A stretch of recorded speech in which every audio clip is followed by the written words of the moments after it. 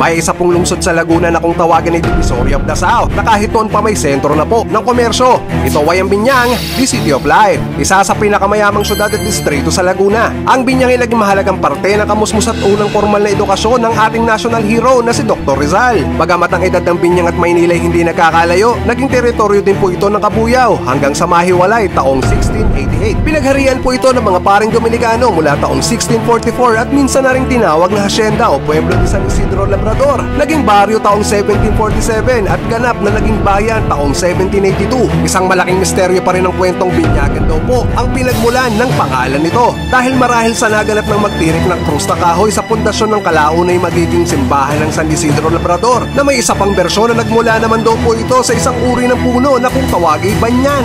Sa kasalukuyan binubuo na po ito ng 24 nito mga barangay. Naging ganap po itong lungsod noong February 2, 2010.